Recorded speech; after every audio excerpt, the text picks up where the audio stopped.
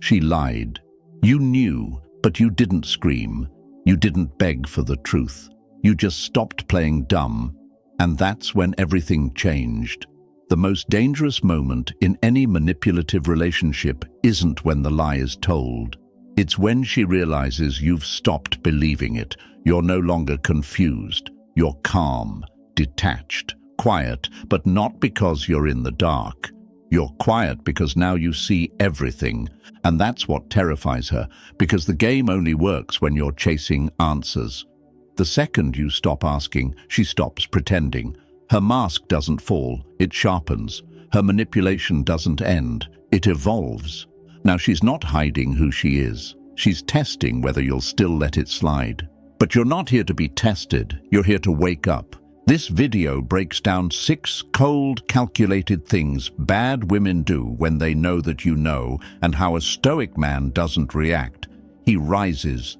If you've ever felt that chill in your gut that says, "She knows I see her now," this one's for you. Like, subscribe, and comment below, "I'm no longer blind."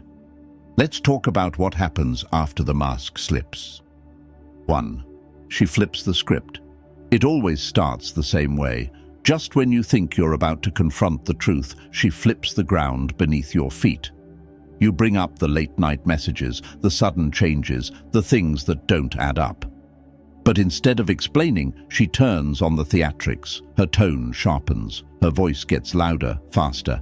And now, somehow, the conversation isn't about what she did. It's about why you're accusing her. Suddenly you're controlling, insecure, too sensitive. She's not answering. She's attacking. Not to clear her name, but to destabilize your footing.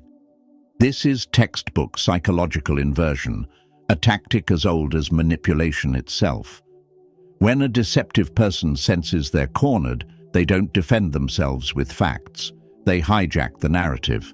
You're no longer holding her accountable. You're defending your sanity. Your intentions are put on trial, while her actions are buried beneath emotional chaos. This was exactly what happened to Gerald, a 58-year-old Navy vet who had always believed in giving people the benefit of the doubt.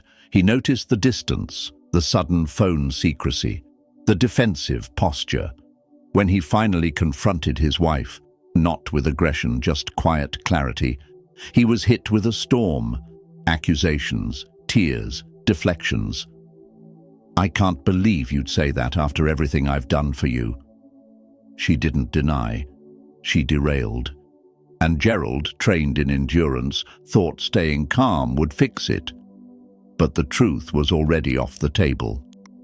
And he found himself chasing apologies for problems he didn't create.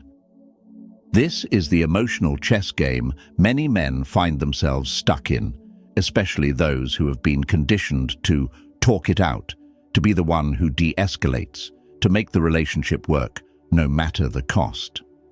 But in Stoicism, the goal isn't to win an argument. It's to see clearly and act with discipline, not desperation. A Stoic man doesn't try to make someone admit what they've already revealed in their behavior. He doesn't spin in circles, hoping for clarity from someone who thrives on confusion. Instead, he listens not to the words, but to the pattern. And when the pattern is emotional warfare, the response isn't retaliation, it's withdrawal. That's the power of stillness. When a bad woman flips the script, hoping to rewrite your reality, you refuse to pick up the pen. You don't scream, you don't explain. You let her monologue play out like wind against a mountain, cold, loud, powerless. The strength is in knowing you no longer need her permission to believe what you already know. And once you reach that point, you don't need proof, you need distance. Because the next tactic is coming, and it won't be softer, it'll be smarter. And if you're not grounded in Stoic clarity, you'll fall for that one too. Let's talk about what she does next when flipping the script doesn't work. She rewrites the cast. 2. She becomes the victim. Psychologists have long observed that manipulative personalities often use emotional displays not to reveal vulnerability, but to control outcomes. It's called emotional hijacking, and it's especially common in toxic dynamics where one partner is slowly losing their grip on the narrative. So when a bad woman sees that her mask is cracking, when you're no longer reacting the way you used to, she doesn't respond with honesty. She responds with performance. The moment you start to detach, she'll reach for the oldest tactic in the book: becoming the victim. She might cry. Her voice may tremble. She'll suddenly open up about a childhood wound, past trauma, or your perceived insensitivity, anything that shifts the attention away from her actions and back onto your reaction. You were finally seeing the truth, and now you're being invited to feel sorry for her. And if you're not grounded, it works. Because good men, especially older men raised to protect, to comfort, to absorb pain without complaint, often confuse empathy with obligation. You want to believe her pain is real, and maybe some of it is. But here's the hard truth. Pain can be genuine and still be weaponized. Tears don't always come from remorse. Sometimes they're part of the strategy. If she can make you feel cruel for confronting her, she can buy more time. She can keep the game going. That's why Stoicism offers something most men forget when they're being emotionally manipulated: discernment without detachment from reality. The Stoic man sees her distress. He acknowledges her emotion, but he doesn't let it erase the pattern. Marcus Aurelius said, "If someone is able to show me that what I think or do is not right, I will happily change, for I seek the truth." But if someone performs pain only to avoid responsibility, it's not truth they seek, it's control. Your job is not to become cold, it's to stay rooted. You don't shut down empathy, but you don't abandon clarity either. You can sit across from someone in tears and still know when the tears are not the full story. You can hear their past without letting it excuse their present. And most importantly, you can care about their wounds without letting them keep wounding you. When you stop chasing the truth and start seeing it, the manipulation loses oxygen. Sympathy becomes a door, not a trap.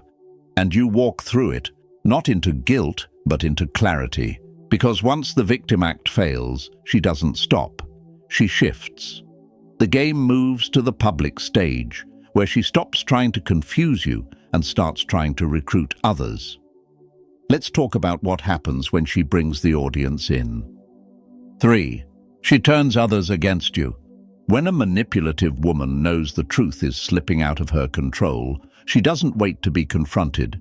She preempts the fallout. She doesn't sit quietly and reflect on what she's done.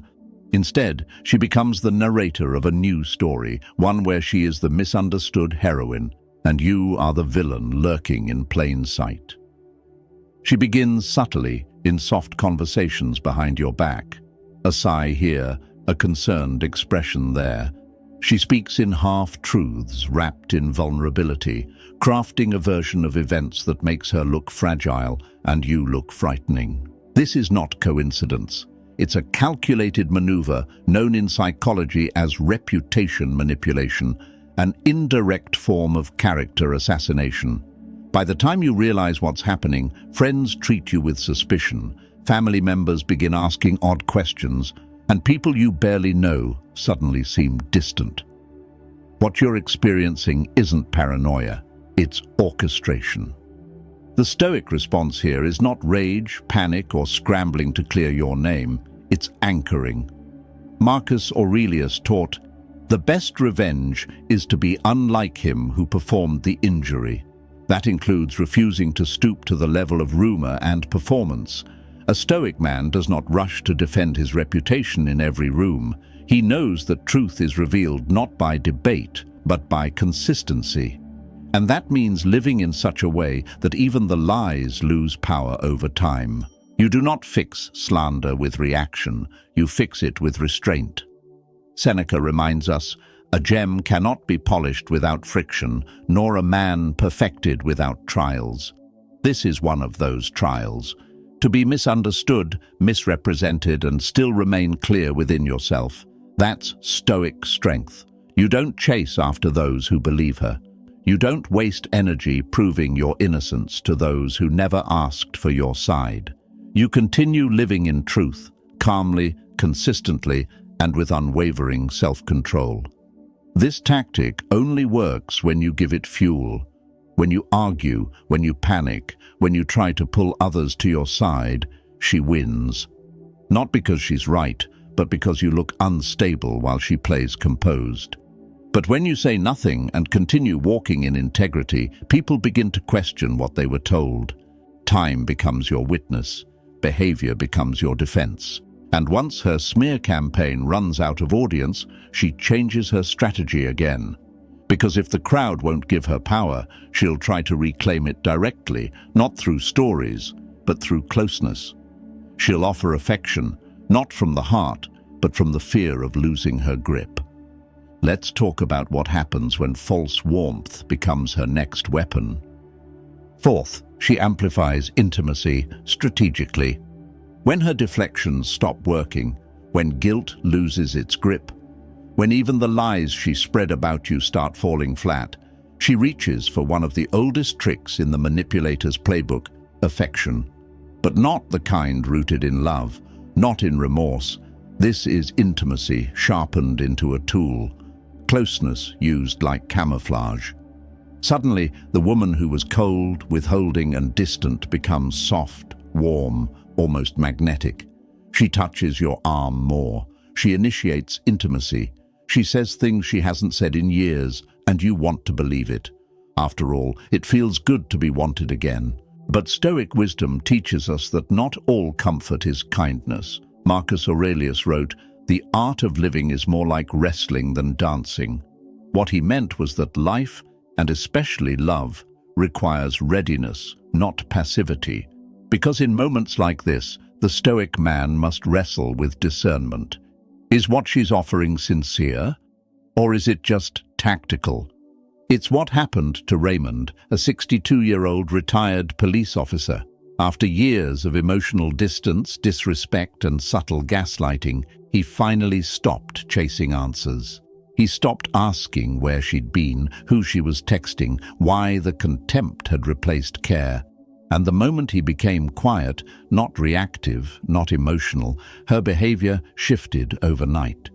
She planned a trip. She made him his favorite meal. She complimented him. After months of withdrawal, she acted like the woman he'd married 30 years earlier, and for a moment, he let himself believe maybe she had finally changed. But what followed that warmth was the real motive. She asked him to co-sign on a large purchase. She hinted at merging finances. She suggested renewing their vows without ever once acknowledging the damage done. That's when it hit him. This wasn't reconciliation. It was redirection, a play to restore control. The Stoic man doesn't confuse affection with atonement. He knows that real intimacy cannot be used as a reset button for accountability.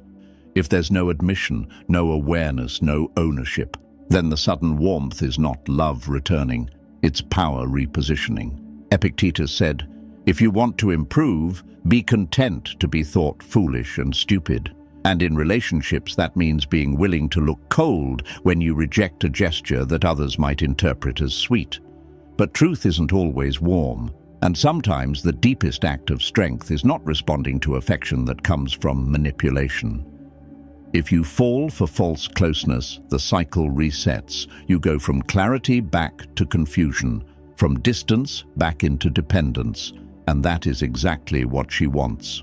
But if you see it for what it is and hold your center, she'll realize intimacy is no longer a weapon she can use. And that's when she'll try something colder. Silence, the final reset, the pretend amnesia of everything that came before. Let's talk about what she does next, when she stops fighting and pretends it never happened. 5. She pretends nothing happened. Here's a chilling psychological insight. The brain's survival instinct is often more comfort-seeking than truth-seeking. Manipulators know this. That's why one of the most unsettling tactics bad women use, once you've seen through them, is not to defend, not to confess, not to explain. It's to erase. Not your memory, but the momentum of your awareness. She stops fighting, she stops justifying, she acts like nothing happened. Suddenly, there's no mention of the betrayal, the manipulation, or the nights filled with cold silence. She goes on as if the confrontation never existed. She'll joke like old times, plan dinners, talk about the future. But beneath the calm is something far more dangerous than conflict, calculated normalization. Because if she can lull you into comfort, if she can get you to follow her lead in pretending it never happened, then you'll doubt your own clarity, and she can continue without interruption. This isn't peace, it's emotional anesthesia. Stoicism warns against being lulled into illusion by temporary calm. Marcus Aurelius said, "The nearer a man comes to a calm mind, the closer he is to strength." But that calm must come from within, not from following someone else's silence. When a bad woman pretends nothing happened, it's a test. She's watching to see if you'll take the bait, if you'll accept false peace over uncomfortable truth. And many men do. They want the storm to pass so badly, they act like it never thundered. They mistake her new sweetness for sincerity, her small talk for reconciliation. But in reality, she's not apologizing. She's resetting the game. And if you go along with it, you signal that your memory is flexible, that your standards can be softened with time. The Stoic man doesn't explode. He doesn't drag out old wounds. But he also doesn't bury truth for comfort. He remembers. He holds his line. And most importantly, he refuses to play pretend just to maintain a relationship that depends on his silence. Seneca once wrote, "He who does not prevent a crime when he can, encourages it." The same applies to betrayal. If you allow deception to be rewritten, unspoken, and erased, you give it oxygen, and it will return. When she stops arguing and starts pretending, don't mistake that for resolution. It's not healing, it's hiding, and it's meant to make you complicit in your own manipulation. But when that silence doesn't work, when you don't lean in, when you don't forget, she will try one last thing. She'll start testing you again, quietly, relentlessly, watching what she can get away with. Now that you know, let's move into the final move in her playbook. 6. She tests your limits subtly and repeatedly. After the emotional performances fail, after the guilt trips fall flat, after the silence doesn't pull you back in, she switches to a quieter weapon, micro-tests, passive jabs, small, disrespectful remarks laced in sarcasm, innocent slips that cross your boundaries without fully crashing through them. Why? Because now that she knows you see her, she wants to know something else. Will you still tolerate it? This is how manipulative behavior sustains itself, not through explosive moments, but through slow erosion. She watches closely. If you flinch, justify, or brush it off, she knows the door is still cracked open. She'll push again. If you react with anger, she'll spin it. But if you stay quiet and grounded, if you let her missteps be seen without being baited into reactivity, the game weakens. Stoicism teaches that power lies not in how much you endure, but how wisely you respond. Marcus Aurelius wrote, "You always own the option of having no opinion. There is never a need to get worked up or to trouble your soul about things you can't control." When she tests your patience, your silence isn't passivity, it's precision. You don't need to correct every slight, but you must note the pattern and adjust access accordingly. Seneca said, "No one can be despised by another until he first learns to despise himself." These small tests are her way of asking, do you still see yourself clearly, or are you slipping back into the role I created for you? And if your actions show self-respect, if your presence remains calm but unmoved, she will feel it. Not with fear, but with loss. Because the game only works when you play along. There's also Epictetus, who warned, "Keep your will in harmony with nature. This is the path to freedom." When someone constantly tests your limits, it means their harmony has long broken. But yours doesn't have to. You set your standards calmly. And when she crosses them, even slightly, you don't yell. You subtract. Access, energy, emotion. That's where the real correction happens. Let her test. Let her try. Let her study your stillness and wonder what happened to the man who used to flinch. Because the truth is, he woke up. And now, you don't chase peace. You create distance. You don't teach with punishment. You teach with absence. Let her realize that the real cost of manipulating a Stoic man is losing access to him completely. When a manipulative woman realizes you're no longer in the dark, she doesn't back down. She recalibrates. Every smile becomes sharper, every word more strategic. But here's what separates the broken man from the Stoic one. The broken man still wants the lie to be true. He wants the illusion back. The Stoic, he faces the burn of clarity and stays with it. Because Stoicism isn't a shield against pain, it's the sword of perception. It says, see things as they are, not as you wish them to be. And once you see her patterns, her moves, her games for what they are, you realize something chilling. She was never confused. She was calculated. You don't need to argue. You don't need to get the last word. Let her drama echo into silence. Let her performance die without an audience. Your power is in your composure. Your freedom is in the facts. And if this video opened your eyes or reminded you of what you already knew, like, subscribe, and leave a comment below. I see it. I won't unsee it. Because once the fog lifts and you truly see her, you don't fall for the game again. You walk away and you never look back.